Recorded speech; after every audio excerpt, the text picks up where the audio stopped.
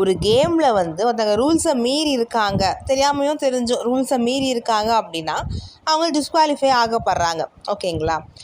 Disqualify ஆனதுக்கு அப்புறமும் அந்த கேமில் எப்படி அவங்க வந்து அதே கேமில் எப்படி அவங்க திருப்பி வந்து விளையாட முடியும்னு எனக்கு தெரில. பிக் பாஸில் அப்படி தான். இந்த மாதிரி பார்வதி வந்து என்ன பண்ணாங்க, அந்த தலைவர் போட்டிக்கான டாஸ்க் வந்து நடந்துச்சு பார்த்தீங்களா? அதாவது ரீகேம் 3 வாட்டி வச்சாங்க பார்த்தீங்களா?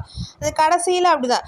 ஸ்டார்டிங்கே அவங்க உள்ளே காலை வச்சிட்டாங்க, அது வந்து ரூல்ஸ் மீறியாச்சு, தெரியாமல் பண்ணிட்டாங்க. ஓகே, அதுக்கு வந்து அவங்க டிஸ்குவாலிஃபை ஆகிட்டாங்க. அதே மாதிரி நம்ம திவ்யாவும் வந்து சம்திங் ஏதோ ஆகிடுச்சு, டிஸ்குவாலிஃபை.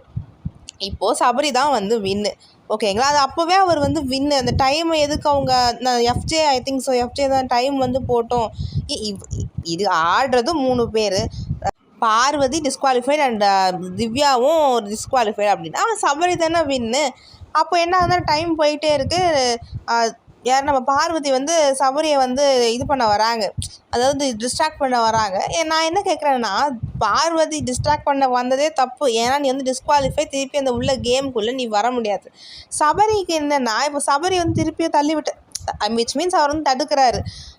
எனக்கு என்னென்னா, சபரிக்கு வந்து ஏன் தெரியல, அவள் வந்து டிஸ்குவாலிஃபை, அவள் எப்படி இந்த கேமை விளையாட முடியும்? அவர் அப்படியே சும்மா இருந்தாலுமே அவர் தான் வந்து வின்னு. கரெக்டு தானே? அங்கே வந்து அவ்வளோ பெரிய ஃபைட் வந்து தேவையில்லை. ஃபைட் விச் மீன்ஸ் ரொம்ப புஷ் பண்ணது அதெல்லாம் வந்து தேவையில்லை. ஏன்னா அவள் டிஸ்குவாலிஃபை, அவள் உள்ளே வந்ததே முதல்ல தப்பு. அவள் அப்படி பண்ணுறான்னு நீங்கள் அப்படியே கம்முன்னு விழுந்தாலே நீங்கள் தான் வந்து வின்னுன்னு எப்போயோ வந்து தெரிவாயிடுச்சு.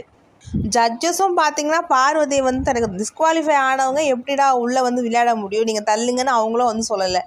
எனிவே, சபரி தான் இந்த வாரத்தோட தலை. பார்ப்போம் அவரோட கேப்டன்சி எப்படி இருக்குது அப்படின்ட்டு. உங்கள் கருத்துக்களை கமெண்ட் செக்ஷனில் ஷேர் பண்ணுங்கள்.